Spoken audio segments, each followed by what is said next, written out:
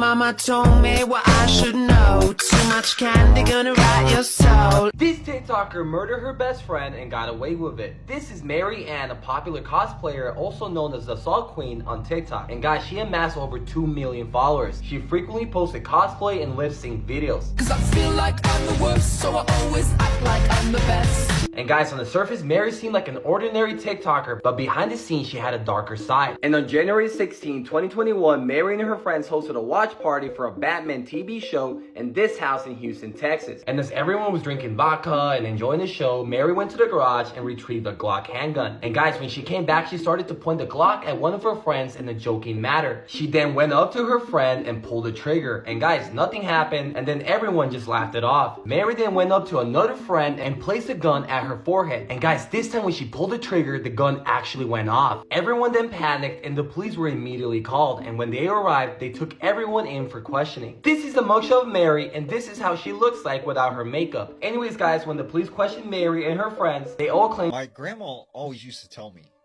that nothing good happens between the hours of midnight and 4 a.m. She would say those are the devil hours. Do not go out during that time. And, you know, I always tell people, if you don't believe any of this stuff, right, go out after midnight into the woods alone and then tell me what you think. Now, many years ago when I was younger, I had just gotten out of the military and I was kind of adjusting to this regular civilian life. Now, one of the things that helped me is I got into doing outdoor survival. Now, I used to do these 4 to 5 mile backpacking hikes where I would go out sometimes 12:30, 1 o'clock at night and hike in the woods. This particular area that I would hike was along the river. It was like this hill and it was just this heavily wooded area. Now, at the time, right, this area was known to be home to the Peoria Indians. And this is where they hunted. This is where they lived. There's even believed to be this huge burial ground on this area that was never found. So this particular night, I decided to hike this trail called the Pimatui. Now the Pimatui was an old Native American trail they used to use to get down this hill to the river. So what I would do is I would hike this trail and I would get to this specific spot where there was a stream that cut through the trail. I would then turn right and I would follow this stream through a ravine down to the river. So as I'm hiking the Pimatui Trail, I come to the stream, I turn right, and I start following along down this ravine. I start hearing like music, and it sounded like someone was singing, but it wasn't like a person. It was like one of those old music boxes. And as I kept on walking further and further, like it got a little louder and then a little louder. And that's when I get to the specific spot of this stream where it kind of makes a curve and there's this sharp ravine with 2 steep sides on both sides. And I remember hearing this music like coming from the side of this cliff. And I'm like, what is making that music? Like, where is that coming from? And that's when I see like this opening on the side of the ravine. And, you know, it was probably about this wide. You could, you know, barely crawl through it. And it was some kind of cave or something. So I hiked up to the top of this hill and I started shining my light into this cave. As I look in there, I see the movement of something very large. And I don't exactly know what it was. I can't explain to you what it looked like, but it caused me to like jump back. And at the time I'm thinking, okay, if this is some kind of wild animal, I'm blocking its only exit. So I started making my way back up the ravine and heading away from there. And as I'm walking, I notice like all this movement up ahead in the woods. And I see several deer just booking it through the woods like something had just scared it. And I could hear from behind me some movement coming up through the woods. And there were like branches breaking, and, you know, you could hear the crunch of something hitting the leaves. I go a little faster now because I'm kind of nervous. I'm like, what is following me? As I'm, you know, continuing up the ravine, it starts getting closer and closer. And it got to the point where I knew that it was very, very close. So I pull my camera out and I take a picture with the flash on. And when that flash hit, I could see two glowing eyes staring at me. Do you have any ghost stories, paranormal experiences, or unexplainable things that happen in your life? Dude, okay, so this is something that I have a couple, I think. And one of them, Nice. One of them was Jess was gone. My wife was gone. She was in Florida, I think, with her girlfriend that she loves. They hang out, and I was with the dogs. I was alone, just finished streaming, went upstairs, and I'm like, okay, it's time to go to bed. Turned off all of the electronics, like everything. Went upstairs, had the dogs in bed, and like when one of us is gone, like they are super sensitive to like a lot of like sounds and stuff. But it's also super sensitive when music starts playing in the middle of nowhere downstairs on our speakers. Which is what happened. I'm home alone. I'm already freaked out, right? And out of nowhere, I started hearing a song that I've never heard of that's just playing on my speakers. I'm like, why turn everything off? What the hell is this? I go downstairs. I'm checking my phone, so making sure I have all my Bluetooth off. I'm going downstairs to my computer, making sure somehow that's it. So I literally, like, I shat my pants, man. I have a katana, dude. You got a fucking katana? I have a katana, man. I pulled out one of my Ninja pockets, downstairs with the katana. Yeah, man, I pulled it out. Can we show them the older homestead? Yeah, let's go. You know? No, it's not. No, it's not.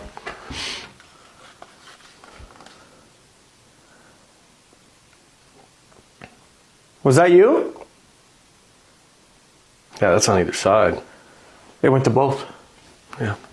This is why babysitting always freaks me out. So in 2014, Sarah DeWalt was babysitting for a new family that had just moved into her neighborhood in Ohio. The family consisted of 2 young children under 10, but when Sarah showed up that night, the parents kept talking as if they had 3 children. There were 3 sets of pajamas laid out, there were 3 bowls of ice cream on the counter, but the family clearly only had the 2 kids.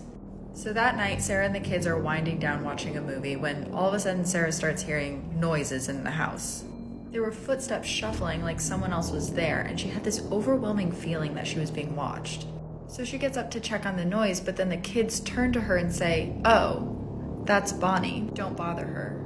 Sarah leaves it because she's freaked out, but then later that night she goes to check the nanny cam and she sees this image captured in the hallway. She stayed up until the parents came home, but she never went back after that. Sit back, relax, and maybe grab a snack because the story I'm about to tell you is a little long, but oh so good. Oh, was I not supposed to grab a snack? I'm telling the story. Okay, cool. So the guy telling us the story says that he's only ever shared this with a handful of people, and that's because he understands that it sounds crazy, but what he's about to share is very real. So he says growing up, him and his brother Emilio were very close. They would do everything together, they were inseparable, and he says that every day after school, they would always race to the pier. He said that they would never get tired of like running in between people's boats or even getting their fishing reels and playing with them. But he says that out of nowhere, his brother Emilio just started acting really weird. He noticed that every night when everybody was asleep, Emilio would get up and get out of the room and he doesn't know where he would go. He said that in the beginning he thought he was only getting up to go to the restroom. However, he found out that he was not just going to the restroom, he was actually leaving the house, and that was because one night he followed his brother Emilio, and that's when he saw that he was leaving out the front door. Before he left, he actually told Emilio, "What are you doing? Where are you going?" He said that Emilio very calmly told him that he was going to go to the pier because his friends were waiting for him. He said that that got him very confused because Emilio didn't have any friends that lived close by. He tried to convince his brother to come back inside and go to bed, but Emilio told him that it was okay for him not to worry, that he wasn't going to take long, and that everything was going to be okay. He had no choice but to let his brother leave, and he also mentioned that this started happening now every single night. Emilio would leave every night telling him the same thing, that that he was gonna go meet his friends at the pier. He explains that Emilio did not care how many times he got after him or tried to get him in trouble, like he insisted on going out to the pier to meet with his friends. He says that one night he just decided that he couldn't just ignore this any longer and he decided to follow Emilio. He said that it was a very cold night and the only light source that he had was the moon. He says that he noticed that Emilio never had shoes on when he left the house and that he tried to keep him at a distance because he didn't want Emilio to catch him. So he followed Emilio all the way to the pier and he saw where he sat down at the edge and basically dangled his feet above the water. He was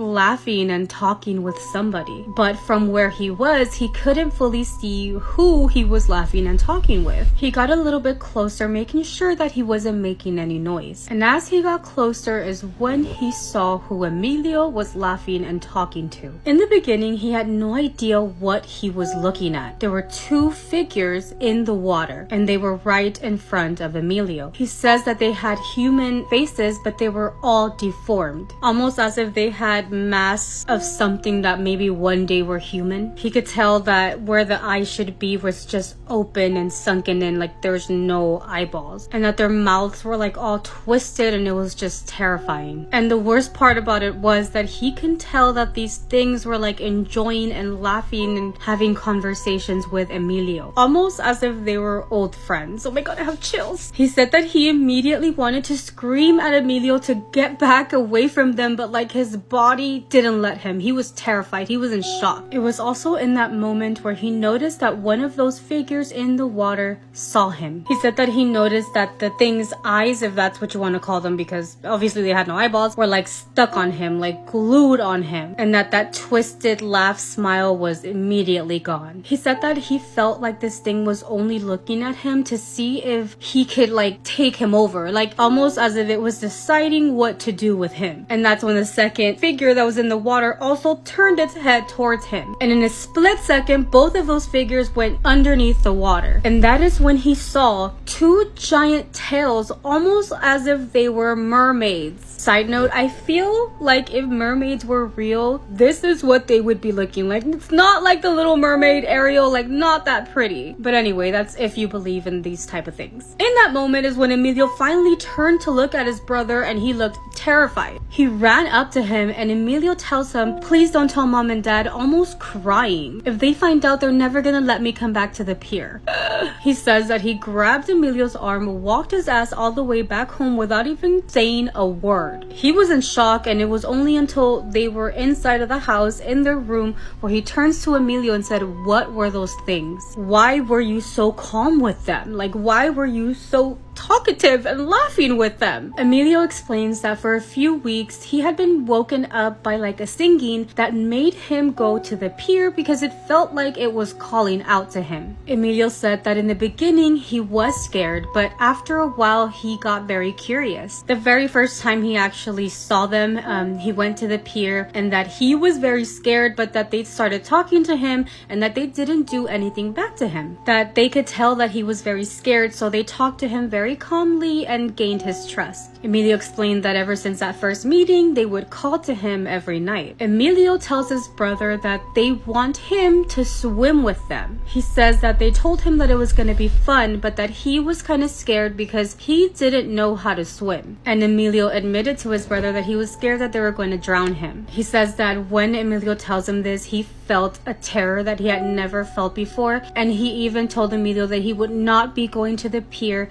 anymore. Not even during the day, not even after school. They would not be setting foot in that pier ever again. After that, Emilio would wake up his brother and tell him every time his friends were calling out to him, and he said that he would assure that Emilio would never leave the house, even if it meant that he had to stay up all night so that he didn't leave. He says thankfully with time, Emilio stopped hearing that calling or that singing that was attracting him to the pier. He explains that the worst of it came after. Obviously he's grown up and he was still in the area, and he had been by the pier because he was talking to one of the fishermen there. He for some reason felt very safe and comfortable to tell this man the story of what happened to Emilio those years ago. When he finished telling him the story about what happened to Emilio, this fisherman had dropped everything he had been doing, looked at him with like a very straight face, and this fisherman, who had been working at that pier his entire life, explains to him that in that area of the pier for many years kids would disappear, and that they had never found like any of these children's bodies, not even an article of clothing. He explains that he feels like Emilio got so lucky that he wasn't taken because it's obvious that something was going on in that area. He thinks that these beings were trying to take him somewhere where nobody has returned from. He explains that even though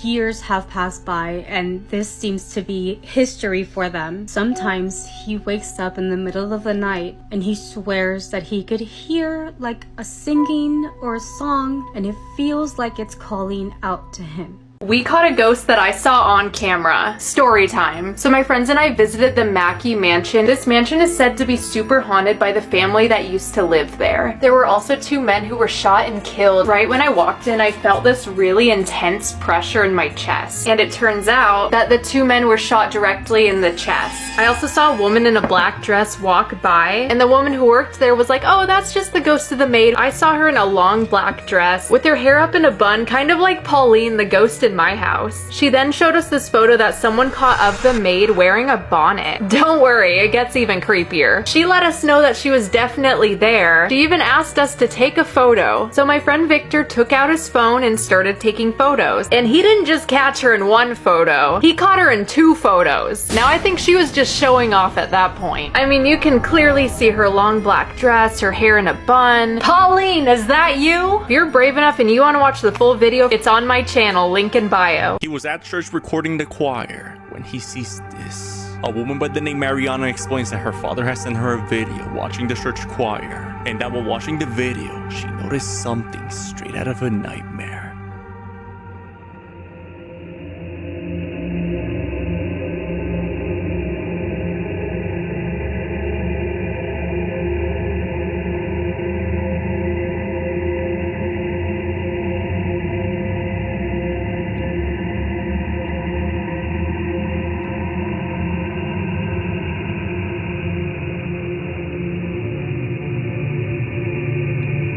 Amidst the people, as he pans the camera, a pale, lifeless figure can be seen, watching him. No one seems to notice it and continue their ceremony, as if they're unable to see it. The disturbing video was posted onto Mariana's TikTok page after the discovery. Neither her or her father have any idea who or what this thing could be.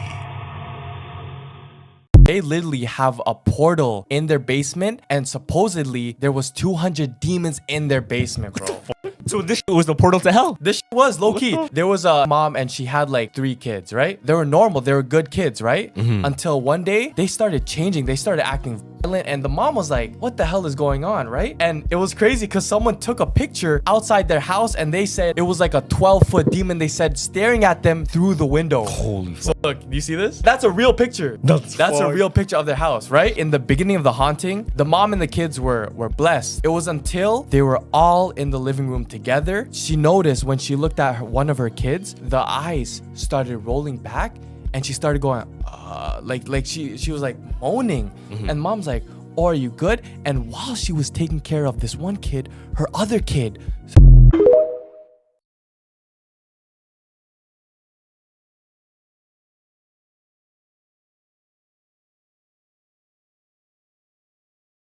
survived a satanic ritual. This is 16-year-old Bronwyn Grammer. In 2011, her and her friend, 18-year-old Kirsty Theologo, were lured to a hill by 3 boys and a girl who were carrying candles and a Bible. This is where they were attacked, tied up, and doused with gasoline. The group believed by doing this, they would gain power, wealth, and fame. With that, the 2 girls were set alight. In what was a heroic effort, Kirsty managed to carry Bronwyn all the way home, where she eventually collapsed from her injuries and later passed away in the hospital. hospital. Although Bronwyn managed to survive the incident, Bronwyn testified against her attackers, showing her burns and eventually telling the story of how Kirsty saved her. For the people involved in the rituals, ages 18 to 21, one was sentenced to life in prison, one received 40 years, one received 6 months, and the last one was acquitted. It was a tragic event, but Kirsty's heroics towards her friends will never go unnoticed as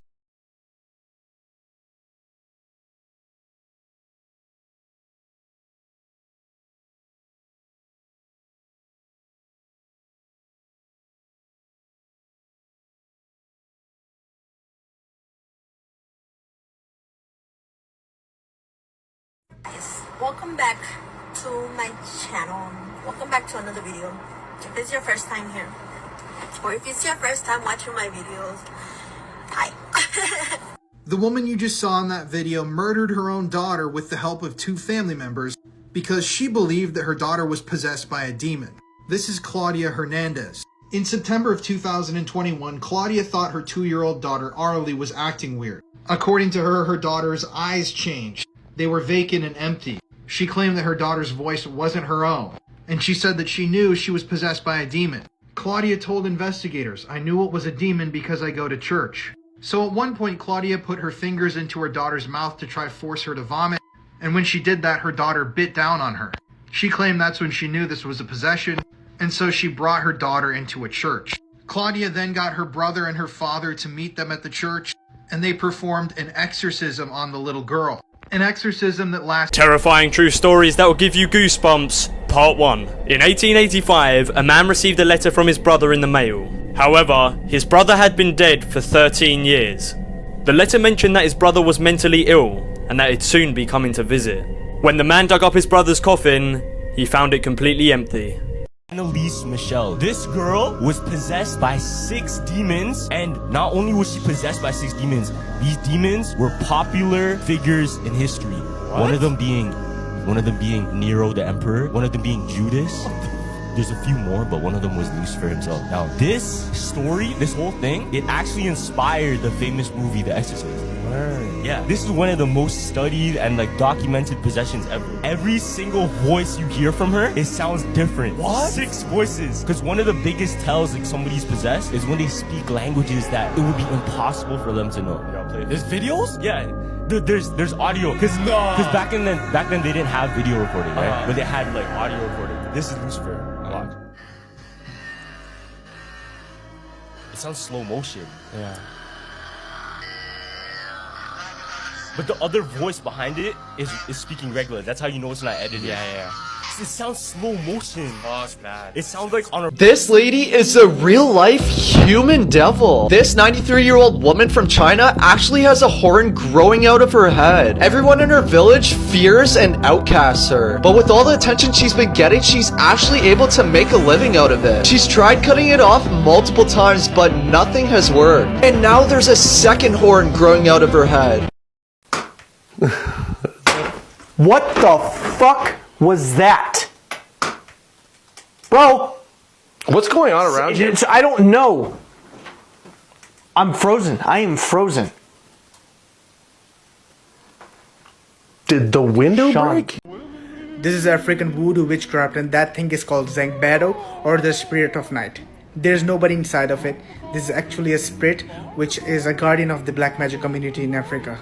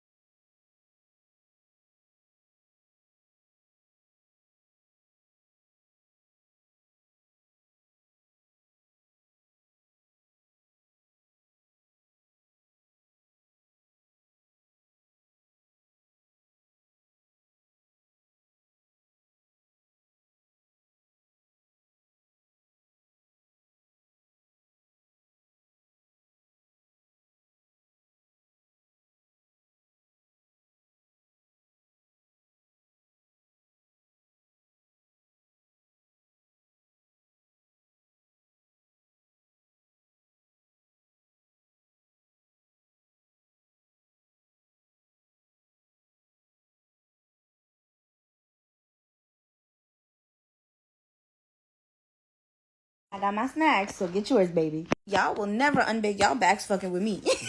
Well, this actually happened in DR. Person that submitted this story, their grandma, the story is really from their grandma's hometown. So in DR, the hometown that they're from is called San Felipe. That's where her whole family's from. Anyway, back in the day in that town, there was a lady that was known for voodoo.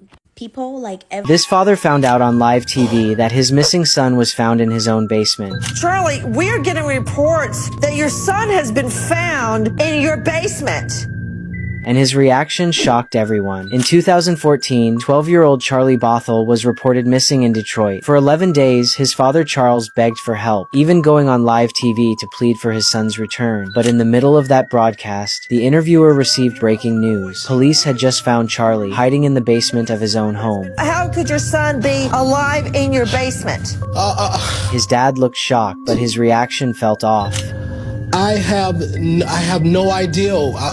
Investigators later learned Charlie had been forced into the basement by his stepmother. He was badly bruised and completely cut off from the outside world. His parents were arrested and lost custody. Charlie's disappearance turned out to be one of the strangest cases ever happened on live TV.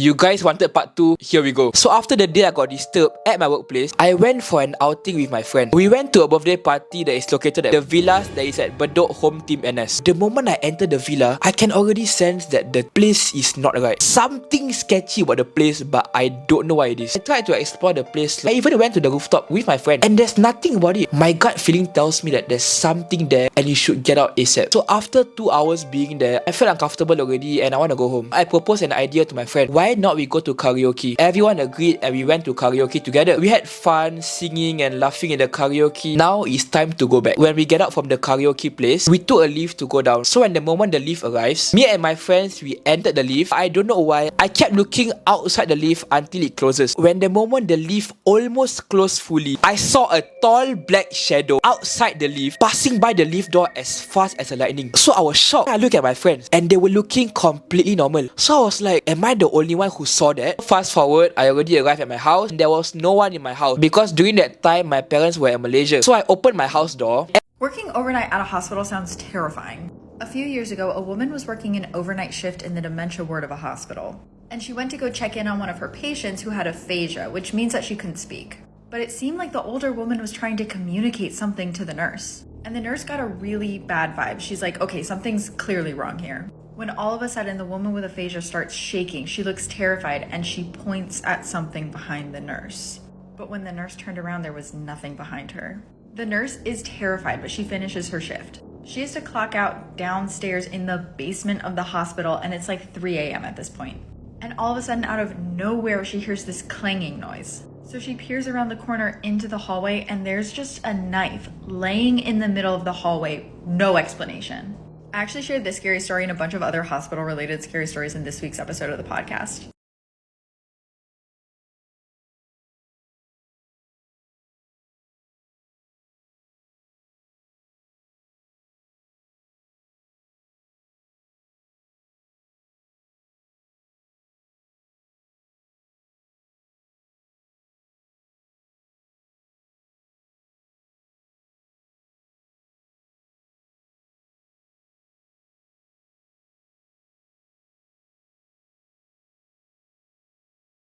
This is one of the rarest moments ever caught on camera.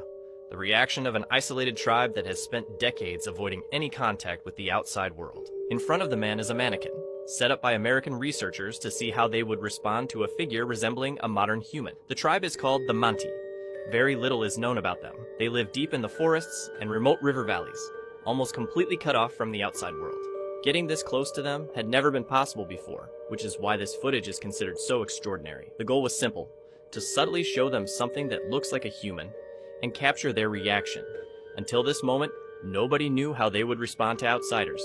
What happened next stunned even the scientists from Louisiana who have dedicated their careers to studying isolated tribes.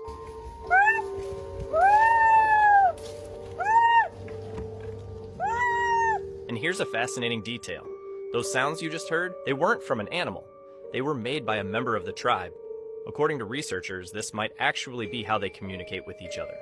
Since they've never learned any outside language, their culture has remained completely untouched.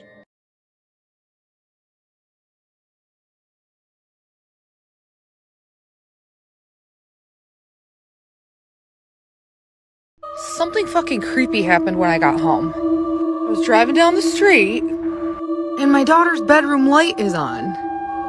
So I'm like, that's weird because she's at her dad's house for a couple nights. She's not home. So I parked my car right over here, and when I park my car, I see her bedroom curtains are also opened a bit. So now I'm freaked out, right? And my doors were locked. But my house was built in like 1910. So I was like, I hope it's a fucking ghost and someone didn't, break in or something. So I have to actually go in my house right now and I'm recording it because I'm scared. Alright, so here we go. I'm like shaking right now. Like my hormones are, like my adrenaline is going again. Like I have to go up my creepy dark stairs. None of the lights are on upstairs. This is not fun. And I've been hearing weird shit in the attic, bro. Oh, fucking spooky. That's her room. Just turn the light on. I don't know which way. If you're easily scared, don't watch this at night. Personal spooky story time, and we're gonna call this one, That Wasn't My Brother. When I was about 18 years old, I had gone out, and I had a very strict dad growing up. If you're Mexican or Hispanic, my curfew was at midnight. Thankfully, my sister would cover for me and she would hide pajamas in the restroom. That way, if I got home late, I would go straight to the restroom, I would change, and if he caught me coming home late, I was already in my pajamas and I'd be like, what do you mean I was in the restroom? So this specific night, I get home past my curfew, I go straight to the restroom, I use the restroom, wash my face, brush my teeth, put on my pajamas. The way that our house is set up is a long hallway, restroom, my bedroom, my brother's bedroom. But as you're walking to the bedrooms, the living room is right here. So as I'm walking to my bedroom, the house is dark as hell. Our front door has glass and the porch light kind of gleams in. So I'm walking to my bedroom and I happen to look in the living room, right in front of our front door, I see a little boy. And he's standing there. But what's crazy is the way that he's standing in this perfect spot, the light cuts off right here. So I can see from here down, but I can't see his face. His face is literally black. Like I can't see any features. I can't see nothing. I'm not exactly sure what he's wearing. Never eat at your bed at nighttime. Too late. It's too late. By the way, whenever I say these titles like never eat at your bed at night, I'm simply translating it because it's the same title in Spanish. Like with the other video where it's like never speak to the dead. It's because that's the title in Spanish and I'm literally translating. There's people who are like, don't tell me what to do. Why the fuck would I come on TikTok and let somebody tell me what to do? Are you serious? Are you okay? Just enjoy the story. So this story was being told by her own mom. Her mom said that when she was young, she lived in Mexico in this really big ranch. She explains that a lot of paranormal stuff would happen, not just at that ranch, but like with the people, their neighbors around them. And her mom was never a scaredy cat. On the contrast, she loved any paranormal stories or shows and things like that. Her mom shared a bedroom with her two aunts. They had twin beds where the youngest would sleep on the top and the oldest would sleep in the bottom. She says that every time her mom explains this story to her, she explains it like, I love to eat. Girl, same. And because she loved to eat, night, something happened to her that she is never going to forget. Her mom explains that every time after dinner, she would get a pan dulce with some atole and she would take it to her room to eat while she watched TV. And her grandmother, her mom's mom, would get really bothered by this because she would tell her that the food is only to be consumed at the kitchen or at the dinner table. That if she ate in her room, it would attract rodents or maybe other things. Her mom was very... Imagine being in a classroom like this, basically studying, then all of a sudden and out of nowhere, you see a jinn in front of you. That's exactly what happened in northern Malaysia in 2019. See, there was a girl in the classroom who was basically writing, and out of nowhere, she started screaming like, ah! When she started screaming out of nowhere, the whole class woke up. They were like, bro, what the hell is wrong with you?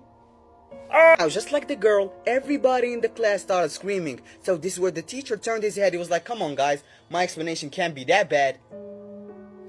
Yes, the whole classroom right now is basically screaming and panicking. Even the teacher, he's screaming too. Now you might ask, bro, why the hell are they screaming? This is why they were screaming. The whole class basically saw something like this in the back of the classroom. The whole class saw a tall silhouette that looked like a shadow with red eyes, and they immediately assumed that it was a jinn.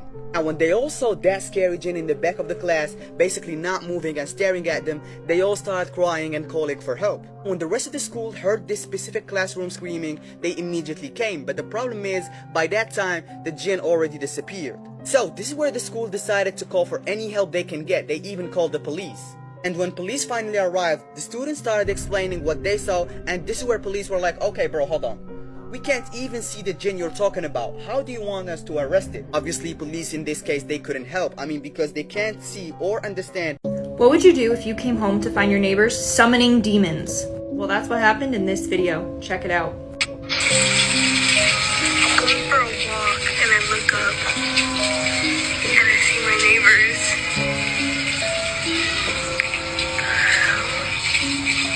Nah, because they definitely all saw you, so time to move. Also, y'all have blinds for a reason. Like and follow for more spooky Remember how I be telling y'all, if you hear somebody knocking on your door or you hear somebody's voice but no one is home, never open the door? Scary story time. And this story this time is actually not my dad's story, it's my friend's story. She's also Haitian and she wanted to share her story with you guys. So when her family was supposed to come to this country, coming from Haiti, they kept it a secret. And this is actually a common thing because even with me too, when I was coming, it was an absolute secret. Nobody knew but me, my dad, and my grandma, and my uncle. And my uncle was a pastor. Well, is a pastor. But the reason for that is people are jealous.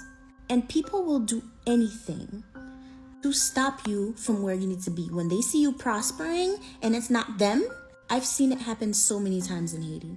Anyway, so that was the case for her and her family. At the time, it was her and her brother. And when I tell y'all, it was an absolute secret. Nobody knew they were coming to America but the people living in their house. It was literally top secret, which is why it was shocking to her mom when she got a phone call from a church member. Mind y'all, they weren't even that close. Like that church member, it's not like they were like best friends. It was just somebody they went to church with, and she actually lived very far too. Now, there was this lady that they knew, that everybody knew was a lugao. But it wasn't their business, you feel me? Like that's the lady's problem. That's her, she do her. Anyway, so the mom gets a phone call from the church member, and the church member tells her mom, I had a dream and I know that you guys are leaving. You guys are going to America, but so-and-so, the lady that's a lugao, does not like that. And she has something planned for y'all so that it does not happen. Mind y'all, they don't even know how the lugao lady found out that they're leaving. But I mean, you know, lugao. The church member tells her from her dream that she was told to tell her mom these instructions. First one is, of course, make sure that nobody else finds out. The second one was there was this uniform they used to wear to church for Saturday services. She tells them to keep that uniform and all of their clothes that they're going to wear until the day that they leave, and make sure that nobody touches those clothes. And the last thing that she told her to do was that